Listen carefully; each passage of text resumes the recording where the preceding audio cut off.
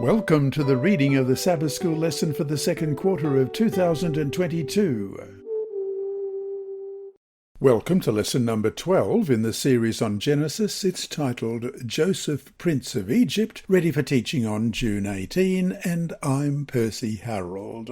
Tuesday, June 14, Joseph and Benjamin. Jacob could not easily allow the departure of Benjamin, his only son, with Rachel who remained with him. He was afraid that he would lose him, as he already had lost Joseph in chapter 43, verses 6 to 8. It was only when there were no more food in chapter 43, verse 2, when Judah pledged to guarantee the return of Benjamin in chapter 43, verse 9, that Jacob finally consented to a second visit to Egypt and allowed Benjamin to go with his brothers.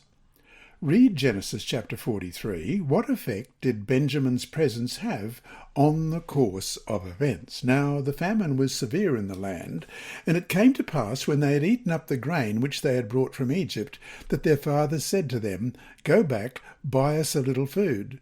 But Judah spoke to him, saying, "The men solemnly warned us, saying, 'You shall not see my face unless your brother is with you. If you send your brother with us, we will go down and buy you food. But if you will not send him, we will not go down. For the man said to us, You shall not see my face unless your brother is with you.'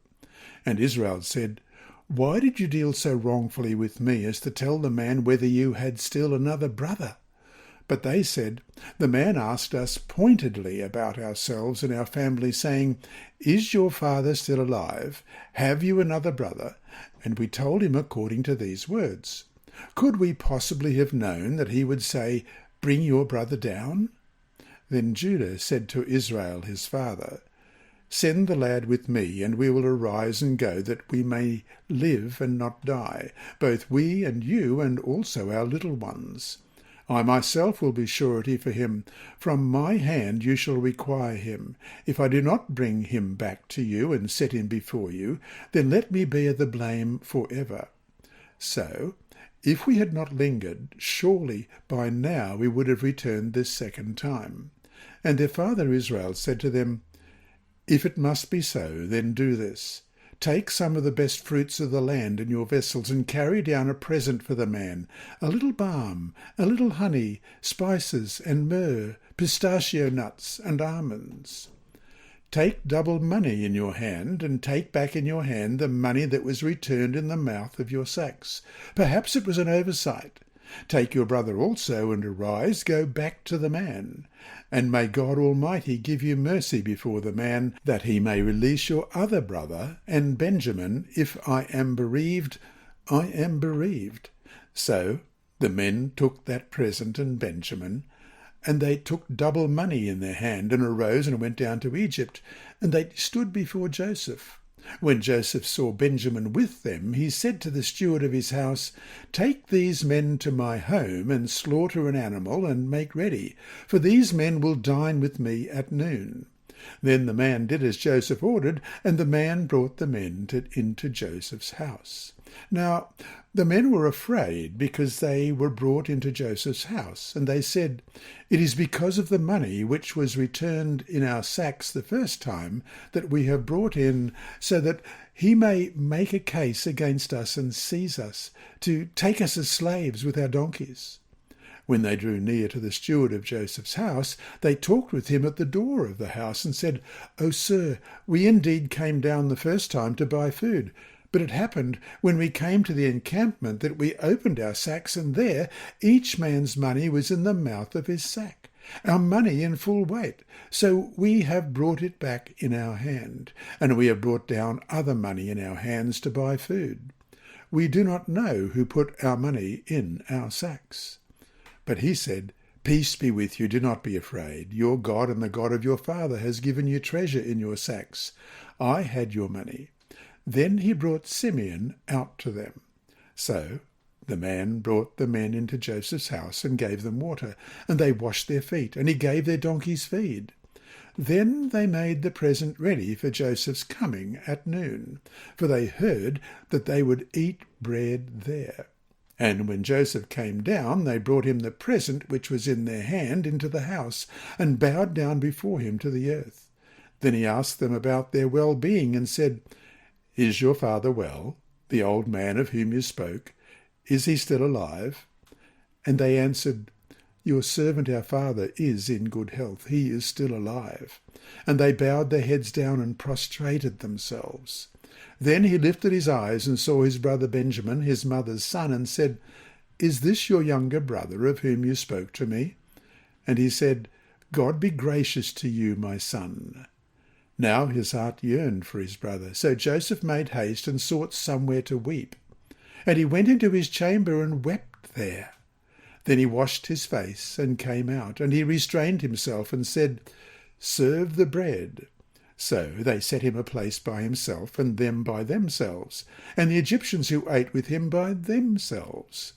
Because the Egyptians could not eat food with the Hebrews, for that is an abomination to the Egyptians. And they sat before him, the firstborn according to his birthright, and the youngest according to his youth. And the men looked in astonishment at one another. Then he took servings of them from before them. But Benjamin's serving was 5 times as much as any of theirs. So they drank and were merry with him. Benjamin's presence dominated the events. When all the brothers stand before Joseph, Benjamin is the only person whom Joseph sees, we read in verse 16. Benjamin is the only one who is called brother in verse 29. While Benjamin is called by name, all the other brothers are not identified. They are simply referred to as men in verse 16. Joseph calls Benjamin "my son" as a reassuring expression of special affection. Let's read Genesis 43:29. Then he lifted his eyes and saw his brother Benjamin, his mother's son, and said, "Is this your younger brother of whom you spoke to me?" And he said, "God be gracious to you, my son." And we'll compare that with Genesis 22 verse 8. And Abraham said, "My son, God will provide for himself the lamb for a burnt offering." So the two of them went together. Joseph's blessing refers to grace again. Let's read that same verse, Genesis 43:29. That he lifted his eyes and saw his brother Benjamin, his mother's son, and said, "Is this your younger brother of whom you spoke?" And he said, "God be gracious to you, my son," reminiscent of his begging for grace, which was not forthcoming in chapter 42, verse 21. Then they said to one another, "We are truly guilty concerning our brother, for we saw the anguish of his soul when he pleaded with us, and we would not hear. Therefore this distress has come upon us." Joseph returns to Benjamin the grace that he did not receive from his other brothers. While Joseph's brothers fear that they will be cast in prison because of the money that was returned, Joseph prepares a banquet for them because of Benjamin's presence. It is as if Benjamin has a redeeming effect on the whole situation. When all the brothers are seated according to their ages and respecting the rules of honour, it is Benjamin, the youngest, who is served 5 times more than all the other brothers, as we read in verses 34 and 35. And they sat before him, the firstborn according to his birthright, and the youngest according to his youth, and the men looked in astonishment at one another.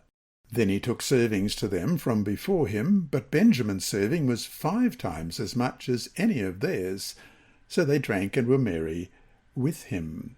And yet this favoritism does not bother them, unlike when Joseph was his father's favourite many years ago, which led to their terrible actions toward both their half-brother and their own father, as we've read before in Genesis 37, verses 3 and 4. Now Israel loved Joseph more than all his children, because he was the son of his old age. Also he made him a tunic of many colours. But when his brothers saw that their father loved him more than all his brothers, they hated him, and could not speak peaceably to him. And we'll finish today by reading from Patriarchs and Prophets, page 228 and 229.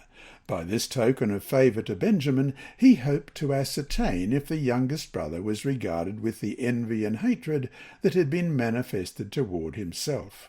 Still supposing that Joseph did not understand their language, the brothers freely conversed with one another. Thus he had a good opportunity to learn their real feelings. Still, he desired to test them further, and before their departure he ordered that his own drinking cup of silver should be concealed in the sack of the youngest. This lesson was read by Dr. Percy Harrold for Christian Services for the Blind. Sponsored by the Sabbath School Department and distributed through Hope Channel Australia, this podcast is also redistributed by Hope Channel Germany, Christian Record Services for the Blind, and It Is Written.